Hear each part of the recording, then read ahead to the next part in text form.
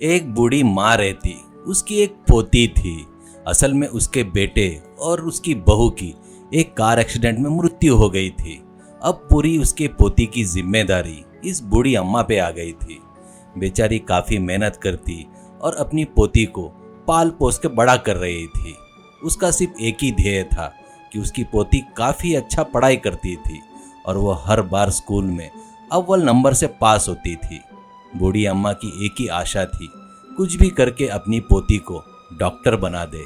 और उसके लिए वो काफ़ी मेहनत करती, खेतों में सबके नीचे काम करती और काफ़ी थक जाती थी, पर काम करना नहीं छोड़ती, क्योंकि उसका सपना था अपनी पोती के लिए उसको बड़ा करके उसको पढ़ाई करा के एक डॉक्टर बनाना था। वो उसकी काफ़ी अच्छे से देखभाल करती थी, क्योंकि वो काफ़ी अच्छा पढ़ती थी। वो इतना मेहनत करती, वो अपने तबीयत की तरफ बिल्कुल भी ख्याल ना करती और दिन रात मेहनत करती। एक दिन अचानक उसका सिर चकराने लगा और वो जमीन पर गिर पड़ी। पर बेचारी उसकी पोती को ये बात पता नहीं थी। वो दौड़ते हुई खेत में आई, अपनी दादी माँ को अपने गोदी में ले लिया और रोने लगी। फिर बाद में उसने अपनी दादी माँ को हॉस्पिटल में भर्ती कराया, पर हॉस्पिटल का खर्चा उठाना उनके बस की बात नहीं थी। उसे क्या करना समझ में नहीं आ रहा था। बाहर बारिश गिर रही थी, वो बेचारी अकेली क्या करे उसे समझ में नहीं आ रहा था। दादी माँ का हॉस्पिटल का खर्चा कैसे उठाएगी, इतनी छोटी बच्ची क्या करेगी, उसे समझ में नहीं आ रहा था। वो सोच में पड़ जाती है कि अब वो क्या करेगी करके। फिर उसने एक निश्चय किया, वो कुछ भी करेगी, कैसे भी करेगी, पर अपनी दादी माँ को कैसे भी करके बचाएगी। उसने ठान लिया कि वो सभी के घर में काम करेगी, झाड़ू करेगी, पोछा करेगी, फिर रात में पढ़ाई करेगी, क्योंकि उसका ध्येय यही था कि दादी माँ ने उसे कहा था कि वो डॉक्टर बनेगी। और वो इतना काम करने लगी और काम करके पैसे कमाने लगी।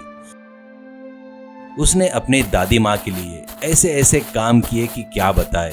हर तरीके का काम उसने करते गई, वो करते गई और करते करते उसने इतना पैसा इकट्ठा कर लिया। वो हॉस्पिटल में आई और अपनी दादी माँ का इलाज का पूरा बिल भर दिया था और अपनी दादी माँ का हाथ पकड़कर रोने लगी।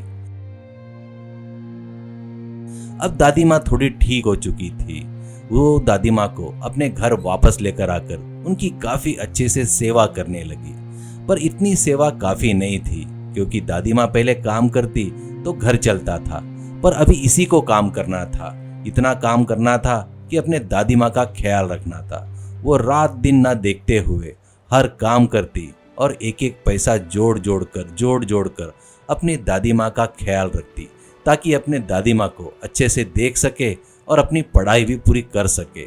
उसने इतने पैसे कमा लिए, उसने अपने दादी माँ के हाथ में अपनी पहली कमाई रखी और वो कमाई इतनी अच्छी कमाई थी कि क्या बताए।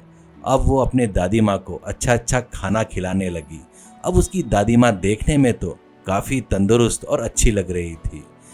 पोती अपनी पढ़ाई बीच बीच में पूरी कर रही थी। रात भर जागती, कुछ न कुछ छोटा मोटा खा लेती और अपनी पढ़ाई पूरी करते रहती। देखते ही देखते वो अब बन चुकी थी एक डॉक्टर। एक गांव की छोटी लड़की अब वो बन चुकी थी एक बड़ी डॉक्टर। इतनी अच्छी डॉक्टर बन चुकी थी कि अब वो दादी माँ के पास आकर दादी माँ के पैर पकड़ लेती है। दादी माँ भी उसको आशीर्वाद देती है।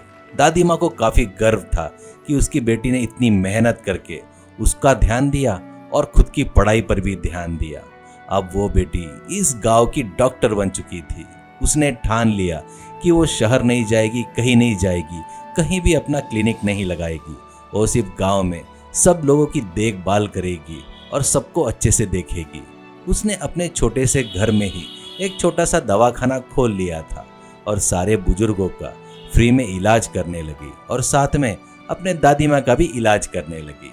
वो सब लोगों को अच्छे से नियति बताती, कैसे रहना है बताती, सब लोगों का अच्छे से ख्याल रखती। सब बूढ़े उसकी काफ़ी तारीफ करते। अब धीरे धीरे उसका छोटा सा हॉस्पिटल थोड़ा अच्छा बन चुका था। वो सबका बहुत अच्छे से ख्याल रखना शुरू करती है। अब वो एक बहुत अच्छे एक्सपीरियंस डॉक्टर बन गई थी। गांव के सभी बूढ़े लोग और सभी जितने भी बूढ़े लोग थे, सब लोग अब तंदुरुस्त बन चुके थे। सब लोग इतने खुश थे कि क्या बताए। आखिर में उसकी दादी माँ एकदम ठीक होकर एकदम तंदुरुस्त हो गई थी। उसने अपने दादी माँ का काफी अच्छे से ख्याल रखा। हर दिन रात सब कुछ अपनी दादी माँ को देखते रही और अपने गांव को देखते रही। देखते ही देखते गांव का विकास काफी अच्छा हो गया। वो बेटी एक छोटी सी बेटी जिसने अपने गांव का नाम रोशन कर दिया था।